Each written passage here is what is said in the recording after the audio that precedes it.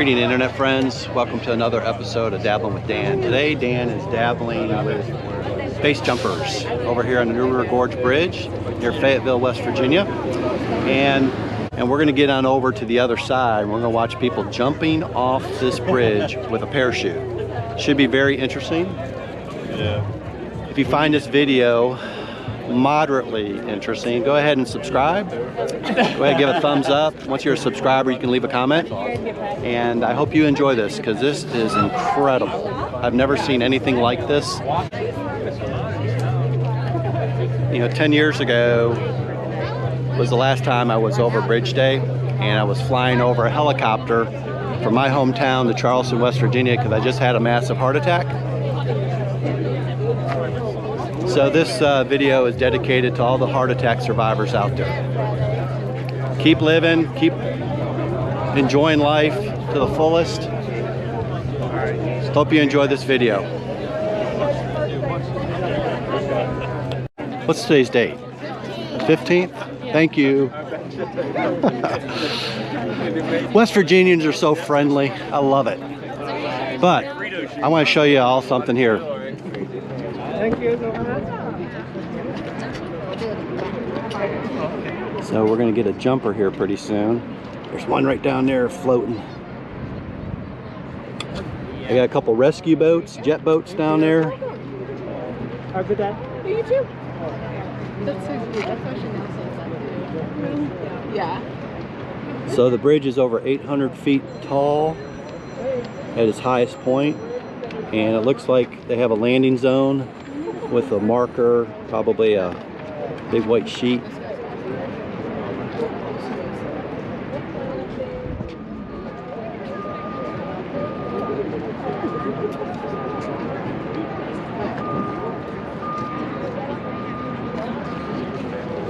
So let's go down and get a little bit closer to where they jump off. So this is kind of interesting. They have a scissor lift that they're going to go ahead and load up with skydivers. And I guess it's going to give them an extra 50 feet of free fall. Going up and up and up and up.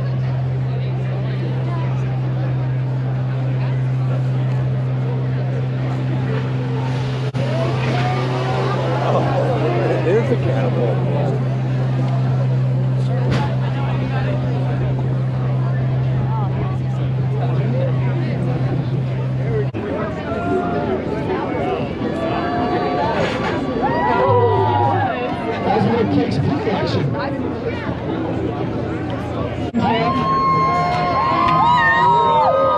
Yeah, two up together. Oh, that's crazy. Can you imagine?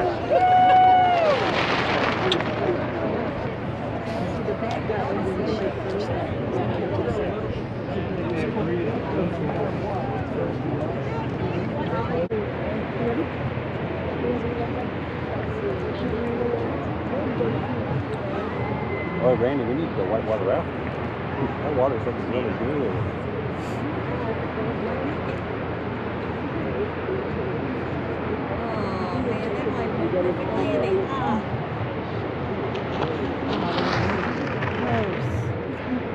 What I'm trying to do is get on over to the other side to get a better look at that catapult that ejects people off the bridge if just jumping off wasn't enough. 3, 2, 1. Crazy. Did she make it?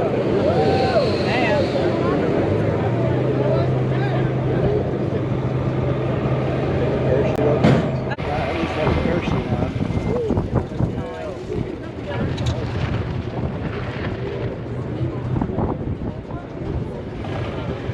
This would be the picture.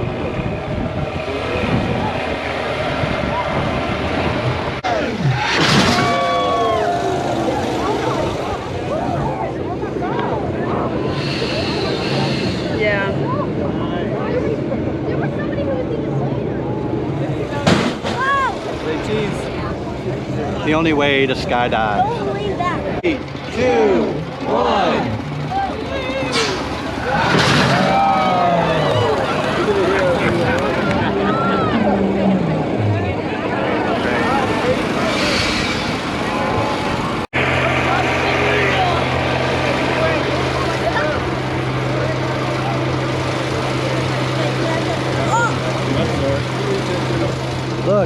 It's Dabbling Dan, suited up. I know, right? As if 830 feet wasn't enough.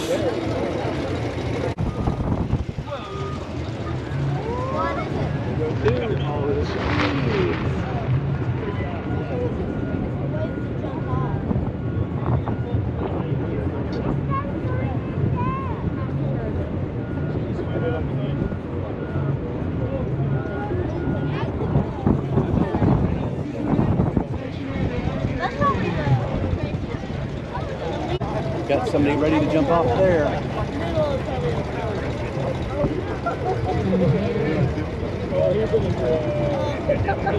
You're like leaning back.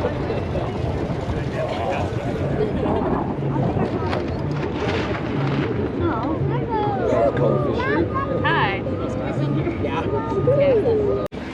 All right, so this is something that I really wanted to show everybody is how they pack a chute. So who are we here speaking with? I'm Sergeant First Class Jay Kirkow with the U.S. Army Parachute Team, the Golden Knights. We just did a pretty awesome base jump off the New River Gorge Bridge here, Bridge Day. Great time. Highly recommend it. How many jumps will you do today? We'll probably do 2 or 3 today. Okay, So is that normal? Not really. Base jumping generally takes quite a bit more coordination and planning just to get one jump in. Okay. Skydiving, we can usually go up and do 5 to 10 in a day, no problem. So But, obviously nobody can just jump off this with a no, parachute. it takes a lot of training. What are the a lot of requirements? So the requirements for this base jump? Yeah. So in order to get into base jumping, you got to be a skydiver first. A lot of people recommend that you have several hundred skydives before you even go into the base jump course. Right. So we've been doing this for years. We've been jumping with the U.S. Army Golden Knights I've been on the team for close to 7 years now. Thank you for your service, by the way. Thank you. Really. I've got several thousand skydives, tandem instructor, coach, skydiving instructor all around. So, who's your partner here? So this is our first class, Marcus Deniston. He's another one of my teammates on the Golden Knights. And right here we have Sergeant First Class John Lopez. All right. He's the boss right now. So Okay. We're all teammates. We're all teammates. One big team, right? One big team. So right now what he's doing, what he was just working on up here, he was stowing his brakes. So we have these, if you see the blue toggles right there, those actually go up to the rear of the parachute. Right. And that's how we use to steer or slow down the parachute. Okay. We do a lot with those steering toggles. And as we pull it down, it actually forces air out of the nose. So he's got the nose in between his legs right now. And what he's doing is flaking out the parachute. Okay, flaking it out. So what he's doing, this parachute has 7 different cells in it, and all those cells are separated by line groups. Okay. So what he's doing right now is going into these line groups and flaking them out to make sure each cell is separated. Okay. So that when it goes to redeploy, he's gonna have a nice on-heading square opening. So I'm kind of curious, you guys are in the Army, you guys were trained how to go ahead and not just jump, but you also how to go ahead and check your equipment. Yes. So do you guys always pack your own chutes? So not always. It depends what we're doing. Right now, so myself and Sergeant Deniston are both FAA certified parachute technicians, parachute riggers as we're commonly known. So we do a lot of reserve packing. A lot of times when we're training and skydiving for the team, we have contracted packers that come out and pack our mains so that we can get more jumps in a day. Oh, really? So like what you're seeing right now, we're spending a lot of time on the ground packing parachutes, and which is fine for base jumping. We definitely like to pack our own, because in base jumping, it's a 1 parachute system. So this is our reserve. Okay. So we're out here using this as a reserve. We pack our own, go through it, make sure it's good, and then we're confident in the pack job we're about to jump. So what's different in a base jump parachute than versus the one that you jump out of like an airplane? So skydiving parachutes are built for a variety of reasons. Whether you want to go fast, whether you want to be accurate, whether you're doing tandems, I haven't stepped back there. There's a ton of different reasons. Just student parachutes for people that are learning how to do. It's all based on performance, and based on the design of those parachutes, it's going to affect how the parachute opens, how it flies. And with these base parachutes, because it is a one parachute system, we want to make sure this thing works 100% of the time, every time. Nice, perfect, fast on-heading opening. So that's what we're looking for right now. And these parachutes have a whole lot of different characteristics that skydiving parachutes don't have. What name a couple of them? So we're looking at. Really got to open up quickly. So I told you there was 7 cells in this parachute. That air gets trapped in, and then we use that. We use those steering toggles I was talking about to manipulate the air inside those cells. Right. So those cells are also vented, which allows air to come in through the bottom of them. There's actually a couple different openings in this, so we can make it perform differently. Okay. The way we stow the lines is a lot different. If you saw us packing a main parachute, which he's going to get to eventually, we kind of just we roll it up and put it into a parachute deployment bag.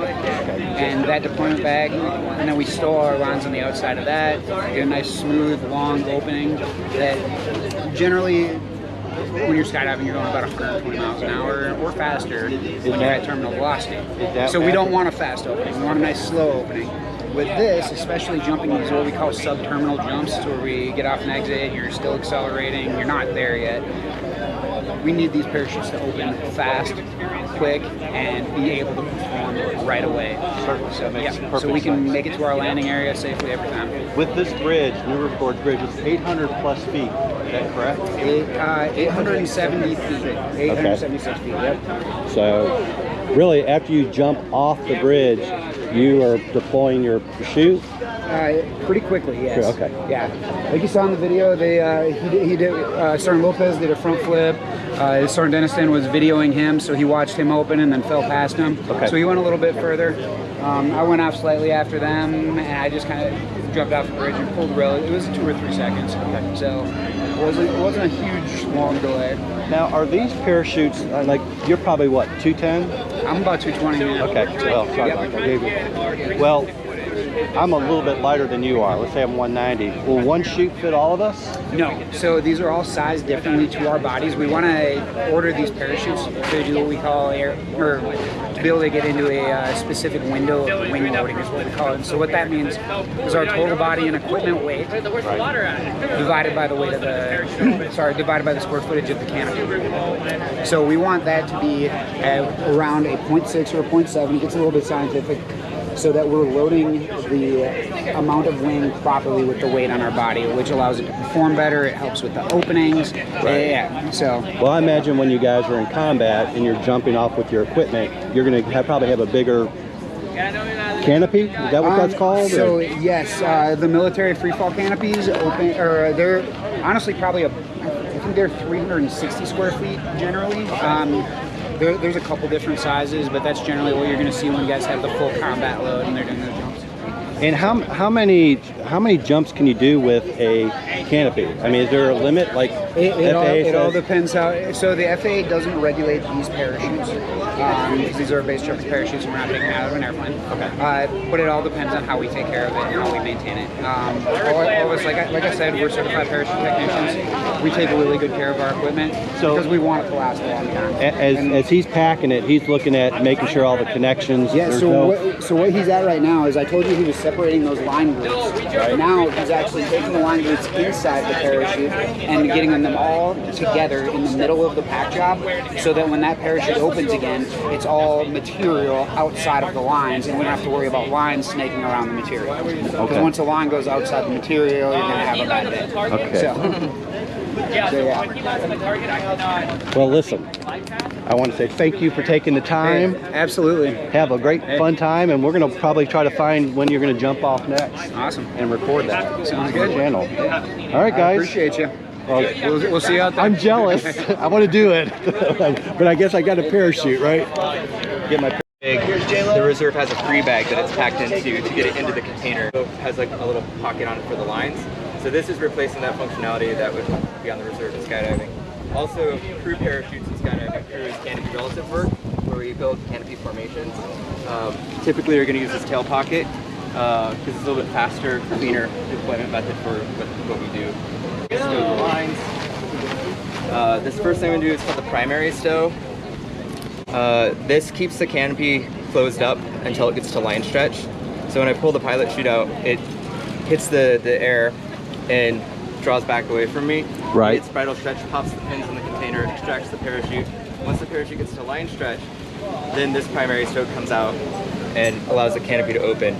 If I don't use this, it can allow wind to start inflating the canopy before I get to line stretch, which kind of turns it into like an air anchor, so I fall into my inflating, not into my inflating canopy, but I kind of have a harder opening because it's already anchoring the air. Right. And my lines are kind of coming out uncontrolled if I do that. So the primary stow prevents that. It gives you a nice stage. And then what the next thing is going to be Pulling the tucking that in and tuck that away.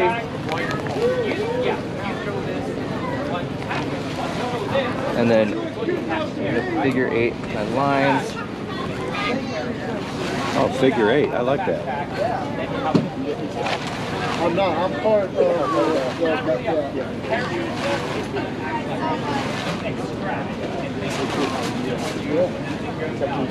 Getting a little bit smaller on each one. There. I kind of angle those downwards. Yes, sir. Being careful I don't get any of my lines into the Velcro. All right. Well, you got I can't be and drag it into the container. Okay. So Marcus is right. You can see his black, just like everything else. And his rig, even you can't see it right now. It's got a big, actually, it's got a big. That's where he's going. So there's more than one way to do this. This is just the way I kind of prefer. It's worked for me very well. You can do these folds a little differently. Right. You can use clamps. Clamps are just like extra hands. I don't typically use them.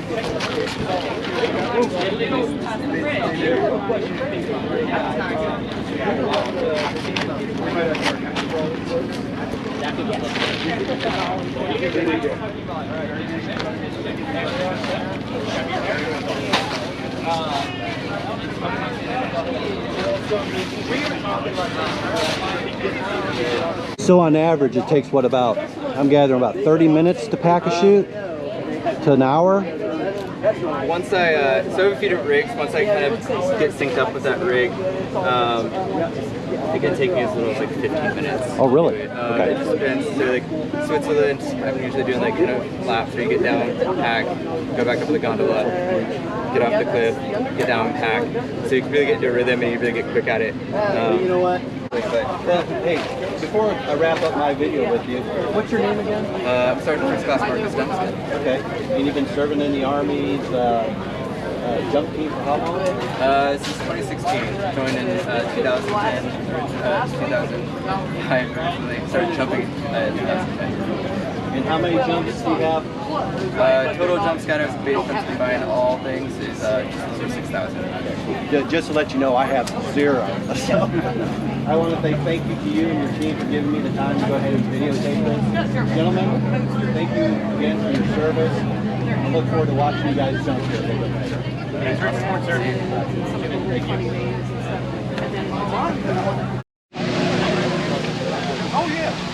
So if you're a deer hunter, this is what you need. A portable sky watch.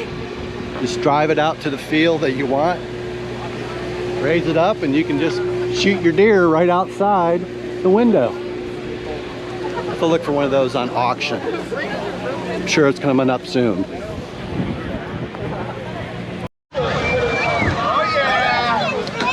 They got great vendors. Send them down to the bridge and see what they're doing there.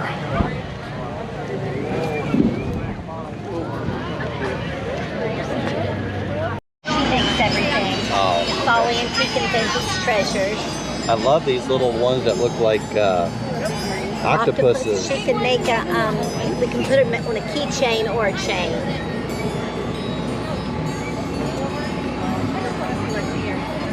All kinds of fun treasures. I like that. These are very neat. Yeah. I like silver.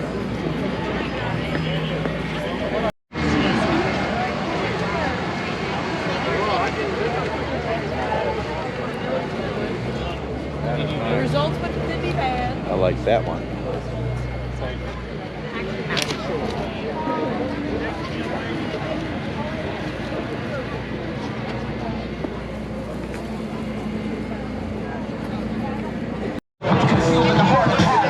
this is kind of interesting. These young people, you have to be young to do that. They ride their skateboards down. Even if you cause me pain, Check this out. nothing. And when I die, you'll be the same. I will praise your name in the giving and taking away. If I have you, I can lose everything.